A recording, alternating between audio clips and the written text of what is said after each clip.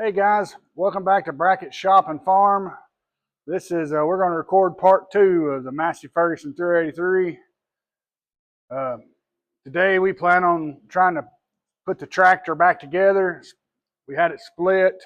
In part 1 we showed y'all the PTO clutch pack and the lift pump, and we put that back in the rear end housing. So today we plan on trying to put the tractor back together as far as the couplings and everything from the transmission and the rear end, and tag along and we'll work on this together.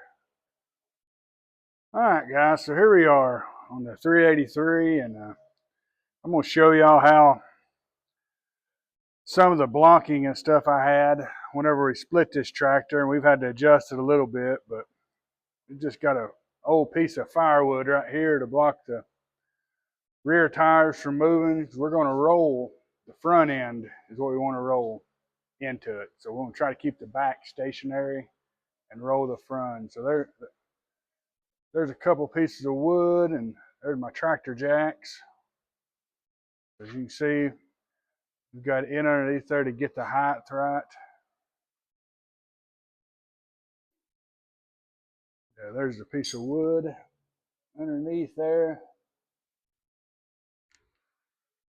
So take y'all in here and show y'all this. So there's what we did yesterday. We put the lift pump and the Independent PTO clutch pack and everything in, and then put the side cover back on. Here's the linkage. Still have stuff to hook up here, but we can do all that after we get the tractor together. So as I was saying, what's the hard part on this is you have this through the transmission, and that goes, see if I can see back there on that top spline right there. That's what drives the rear tires. So you have that coupling to line up, and you have the lift pump down here for the 3-point. So you have those splines, and they line up with that. So a couple tricks, or just what we found out the hard way, just learning, is we take this and actually put it on that shaft back there, and then that way we can, it brings this a lot closer to right here where we can line it up and spin this. So the first time we did this, we just took this coupling off and wound up and just got this lined up first where it would slide together fairly easy. Then we put this coupling on, and you can turn that coupling by rotating the PTO shaft. So once you have the top transmission gear lined up, or this is where you can just roll this in and it'll go in, then you can work on the bottom coupling, and it's not as bad. You've got to rock the tractor, but the hard part is these tractors pivot, up here in the front. So as you can see, this thing, it'll about scare you. It'll feel like the thing's going to turn over. So we got some wood, and you can see my fine precision shims here. Some cardboard we had laying around. And so we've got that shimmed up to where we roll this back with the jack. As you can see, I've got this tractor jack right here in the front. So as we roll this back, it should go pretty good. Like I said, it's another one of those things. It can be aggravating getting both of them lined up, but you just gotta take your time and not be in a hurry. And if start getting frustrated, just stop and take a break and come back and do it again. But so we're going to get this thing closer. I've got this gasket I need to put on there. So I will start putting the gasket on there and get that thing ready to slide in. All right, so we're going to go ahead and install this gasket. I'm just going to use some grease I have here to help the gasket stick a little easier. And put some down here in the corners to help it stick. It's important to replace this gasket. I mean, you can use the black gasket maker, but if you've ever got to split it, it's a lot easier. I've actually been able to reuse this gasket from when the first time I split it. It's still in good shape, so they're not that much. $8-10, I believe, but some things are just easier to buy than you go buy gasket maker material. That's $12-14 for a tube of it. So I just decided to buy a new gasket. All right, guys, so we're going to try to put this tractor back together. I got my dad helping me, so let's see how this goes.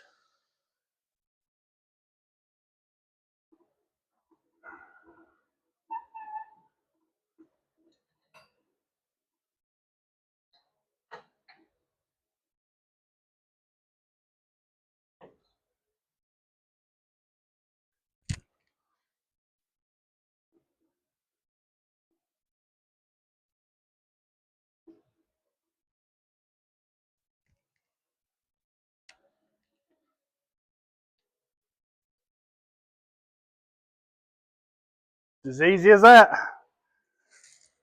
She went right together.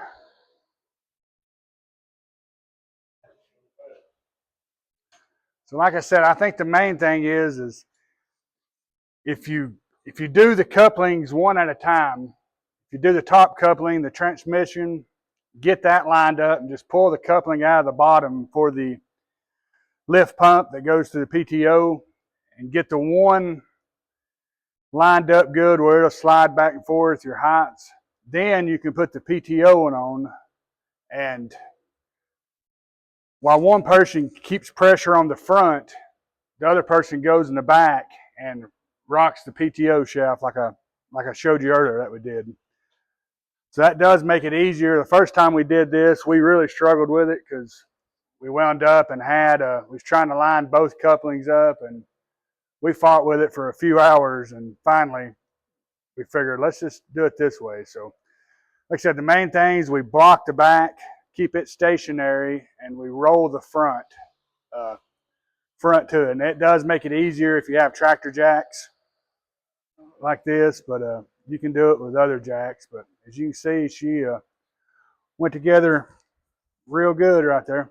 So we'll move on to the next step by putting some bolts in, then hooking some hoses and all the brake cables and everything like that. All right, guys, so we're back. We're going to put these bolts, get these bolts started around this rear end housing and to the transmission, and then we're going to get those tightened up, and we hopefully will be good to go. Start putting some more though. We got some hydraulic lines and return filter and everything like that. So this should go.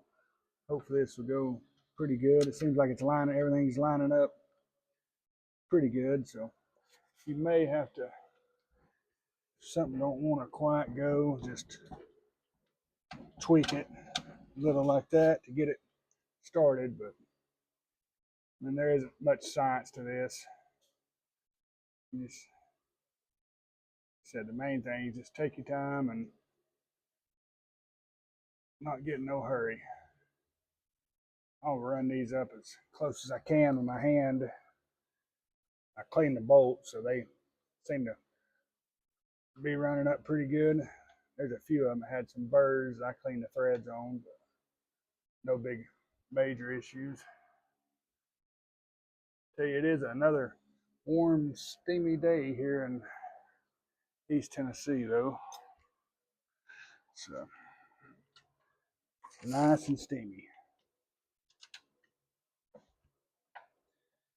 But it's okay. Part of it. Alright, so we got that one.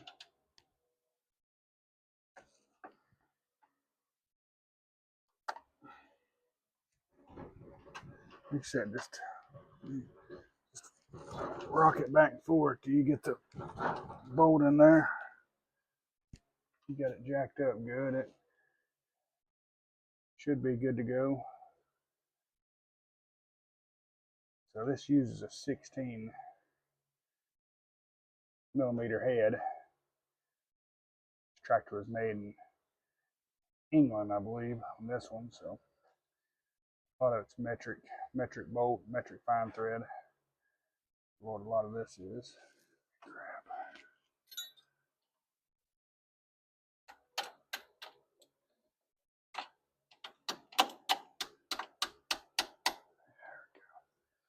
Just needs a little bit. Now there's a couple. These are through bolts. These right here, there's three. Let's see here. Well, there's two bolts that do not have nuts. They go down into a blind hole, so they'll just thread in like that. Internal threads. And over this corner over here. Then you had these three bolts right here. Let me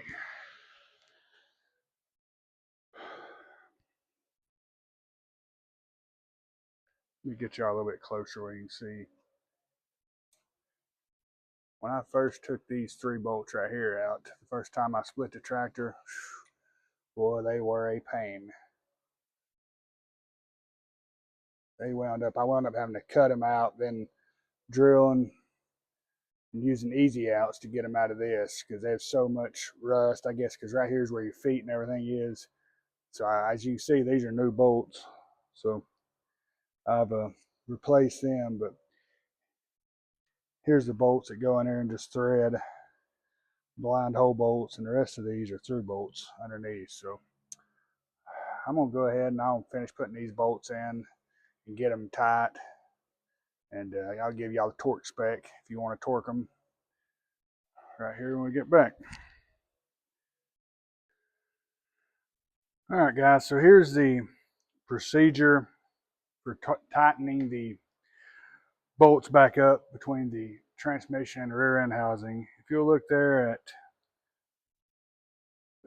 46, 50 gearbox and spacer flange, securing nuts and bolts and tighten them to a torque of 112 newton meters or 83 foot-pounds, starting with the bolt at the center top and working in a clockwise direction, viewing the tractor from the rear. 2 rotations around the flange are to be completed. All right, guys, we're back. So we got the bolts tight. So we got the tractor back together. So now we've got a lot of these lines here that's going to have to be put back together. Hydraulic lines. This right here is the brake lines. We got one on this side, one on the other side. So we're going to have to bleed the brakes. I'll show you how to do that. I normally just gravity bleed them. So to fill it up there, and then I'll crack a line back here, and since the reservoir is up here, it'll gravity bleed out. That seems to work the best. So we'll show you how to do that. But right now we're going to hook up some of these hydraulic lines. This will be the line right here.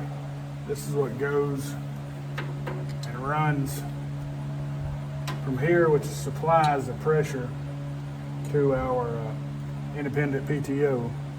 So we've got all these lines to hook up, then we'll continue on and see how far we get this evening. So let's go ahead and get this one here where it belongs. These kind of, you can tell how they route. I'm gonna go ahead and hook this side up first. I'm not gonna tighten it all the way, but get it up there snug. As You can see this has like a bracket that'll hold those. Pretty sure that's a 13 millimeter. So let's go ahead and get both of those lines there.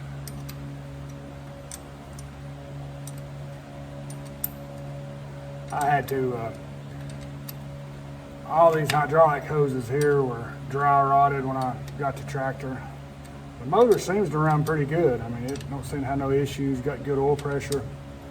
I did replace the radiator just because it was in rough shape. It never did get hot. Of course, I hadn't used the tractor a whole lot, but it's easier just to replace it and try to clean it out, flush it.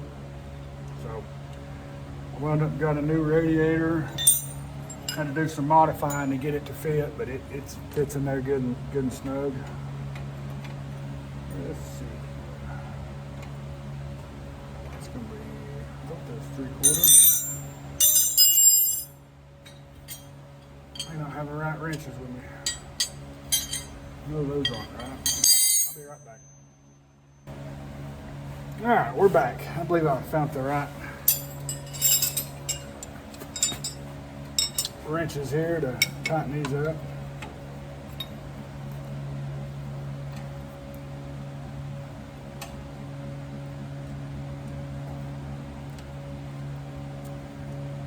Make sure you don't cross there, these. That's the key. Sometimes they can be a little booger to start. It's like my old saying, if it's easy, everybody would do it. It's just, I know sliding that tractor together, it seemed, if you take your time and get it lined up, that way, it seemed like, I mean, it went right together, but you know, we took the time and lined those couplings up, and that's what happens. If not, you'll fight it, and just, it can really be a bear. But that's why I say if you just take your time,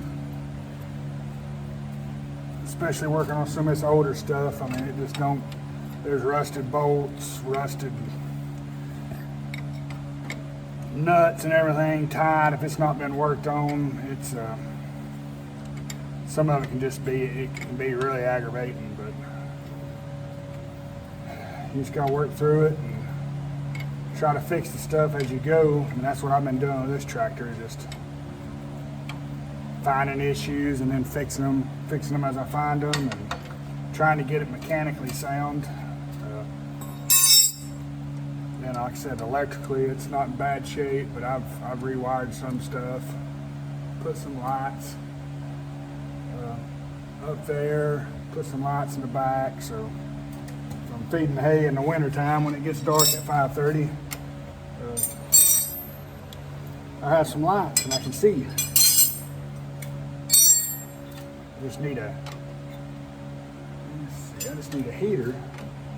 That'd be nice. But one of these days. I had a cab tractor, but it was a 2010 Massey Ferguson 2650. But I didn't really like it, truthfully, and I sold it, and that's when I bought this. They're nice to have if you're baling hay and stuff, but I don't know. I guess I'm old school when it comes to some of that stuff. I'd rather be able to hear the baler make sound. Of course, I say that, and it's 97 degrees out today with a high dew point, so I am glad I'm not doing hay today. But maybe one of these days I'll run across me a 383 cab tractor and I can have it. But I like these 300 series. Like I said, I've got this 383 and I've got a 362 that I bought that had fire, that had caught on fire too, so I built a dash. I'll have to show y'all that sometime. I machined the dash out and rewired it to where the lights and everything worked. I didn't rewire all the sensors, you know, where the dummy lights work, but I put an oil pressure gauge and stuff like that. The important stuff, temperature gauge. So the important gauges, in my opinion. But I love that tractor. That's the tractor I feed with a lot.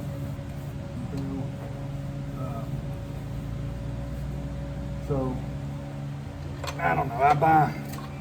I'll just find a good deal and buy it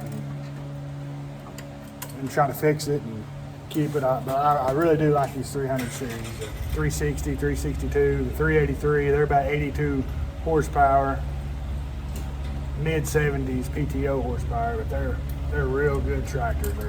They're easier to work on and find parts.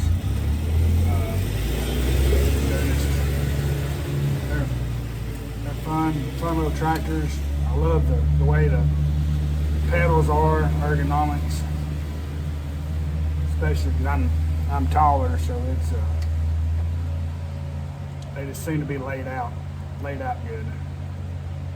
And we're hooking up the brake line right now. I don't know if you can see that. Hook it up, but when I gravity bleed it, I'll gravity bleed it back there, break it loose back there. But let's see, we had to break it loose here, like I said, to split the tractor. So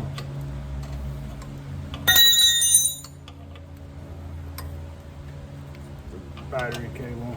And what I'm probably going to do is get what lines I have to, but leave these platforms off right now. Eventually, I'm going to put I've got a front end loader, a Massey 236 front end loader that I have on another tractor, an older Massey 3165, which is the same as the 165, about 62 horsepower, but it's the 3165 is industrial, so it's got the industrial front end. You could get backhoe attachments and stuff like that. They're just a little heavier built, but those 165s, the steering on them, I've adjusted, replaced bushings. They're just tough. Then you put a front end loader on them, it's just they're hard to steer. I mean, when I say power steering, it's about all the power you can give it. Then you put a 1,000-pound bale of hay on it and try to turn in tight corners, and next thing you know, you may be tearing the barn down or running over stuff and look like Popeye when you're done, because it's a real pain. So I'm gonna take that front end loader off that and put on this once I get this tractor mechanically and everything where I'm satisfied with it, because I don't want to put the loader on then have to take it off, because it mounts right here, and these bolt holes, let me see here, I don't know if you can see that, and these 4 bolt holes right here, and then you've got these 4 up here. It mounts right there on both sides and has a bracket that comes down there, quick attach, but I don't want to put it on and not be able to then have to just take it right back off to split the tractor or do something else. So that's why that may be a winter project. Hopefully I can get this straightened out, get the clutch changed, get it straightened out, and be able to put that front end loader on there. Then, like I said, man, the boy's got that 253 that I'm going to try to let him do a lot of that, the rewiring. That way he can learn it, learn some stuff on that, and basically learn more about the tractor, because that's going to be his tractor, he says. So, but I figure that's going to make a real good raking tractor. That way he can rake the hay, because I taught him how to rake last year, so this year he's been raking for me. But that way we can just use that as a raking tractor. But I've also got a front end loader I bought, a Bush Hog. I'm not sure, I can't think of the model number right now, but it's a Bush Hog brand I got last year at a local auction that's made specifically for that tractor, the brackets and everything, and it's a quick attach. So we want to put it on there. So that way, this tractor will have a front end loader, the 236, that 253 Massey Ferguson will have a front end loader, the bush hog, and then the 362, it's got a front end loader. It's got a 236, Massey Ferguson 236 front end loader on it. So all three of the tractors will have a front end loader. Then I don't really need one on the 165. I may actually wind up selling it, trading and getting something newer, because I did buy a New Holland skid steer here back in the spring, so I've got a hay attachment for it, and so I plan on trying to move some hay maybe this winter with it too, to help feed the cows. So I don't know, a lot of projects, a lot of stuff going on, a lot of different things. There's no telling what we get into. One minute I may be running electric to the pool, next minute I've got to build a deck for a pool. Like I said, we got these projects with the Ford truck, the 253, so y'all just hang in there. You no telling what we'll get into, but either way, we're gonna have fun with it and see what happens with it.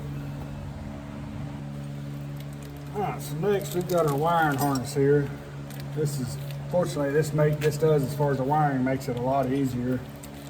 We've got this plug here that routes up through here, goes through this cutout, comes up and plugs in to a connector up here behind right up here behind the dash. So it plugs in right down in there. So that makes it easier as far as being able to hook all that up. So let's see if we can run that. Get that right up there. These right here, if you ever notice these white with the red stripes, what those are going to be is your safety circuit. You've got one back here. That one goes to make sure that the PTO's not engaged. And you've got two up here. One goes to the neutral safety switch on your high and low. And then this other one's going to come up here to your starter. One tab of your starter. So if those safety switches aren't made, then this solenoid on the starter will not start. So they're a good thing to have, especially the neutral. That way you can't start it in gear, because you know these tractors, if you've got the fuel on the injection pump, and they'll start up in gear. And when they start up, they're gonna if they're in gear, they're gonna go. If they're in forward, they're gonna go forward. If they're in reverse, they're gonna go in reverse. So I do like these neutral safety switches. So they do help out, and they can be.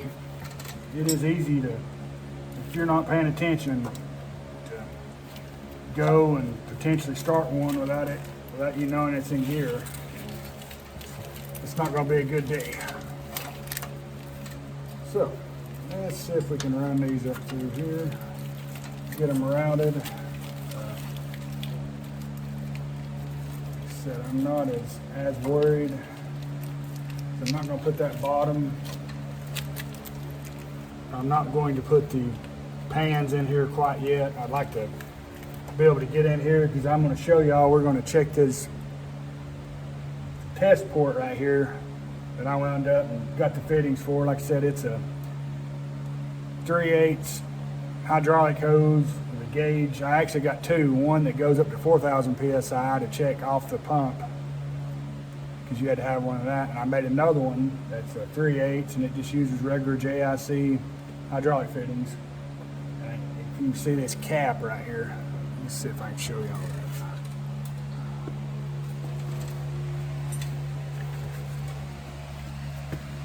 It's kind of hard to see, but there's this cap right here that you can take off, and it's got a male 3/8 JIC. There's a hose.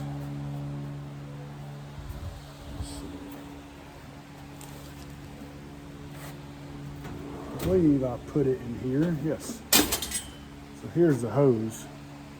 So there's another fitting for something else, but here's just a 3/8 hose with a 400 PSI gauge. And I've got another gauge I can swap out that goes up to 4,000 psi, because the manual, depending on where you're checking, what point, depending on where you're checking is what gauge you'll need. Now here's a gauge I have that you plug in to the remote hydraulics in the back to be able to test and make sure that your hydraulic pressure and stuff's good. You'll plug him in right into there. And they've got a quick disconnect fitting, so that's real handy too. A lot of this stuff's just troubleshooting stuff. You know, do you have to have it? No, some of it you may not have to, but some of it makes it really, really nice if you do have. So I'm just trying to make some of the gauges like that up as I go, and that way it just helps in the long run. Like I said, especially on these 300 series, because I wouldn't mind having another one eventually. So a lot of stuff, like I said, they transfer from the 360, 362, 383. A lot of it uses the same stuff, so that makes it nice. But they definitely are good tractors. I really like the 300 series Masseys.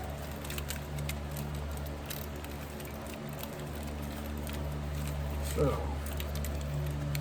like I said, one of these is gonna go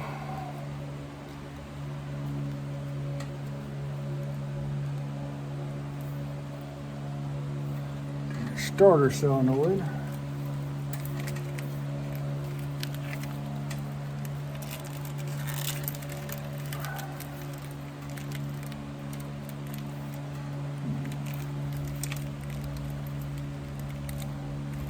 Have that wrong. We'll have to look. If that is right, I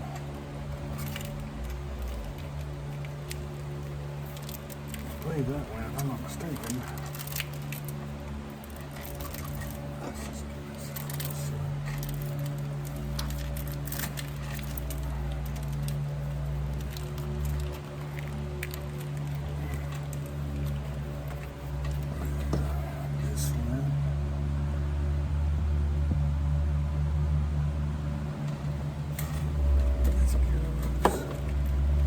Right here, as you can see, this thing has a grommet.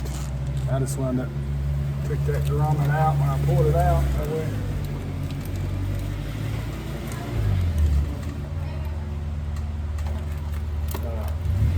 That way I can fit a lot better that way.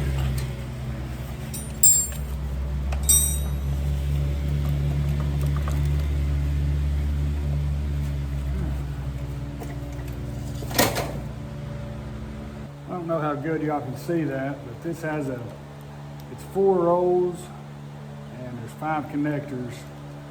Here's the male and this is the female that I just pulled from the back.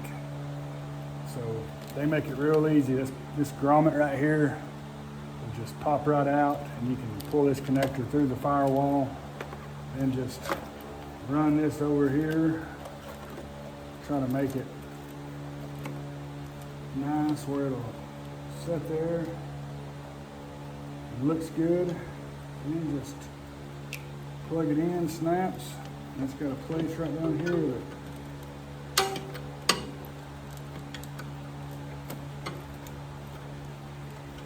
holds it in place. There we go. Like I said, I'll straighten up these wires here.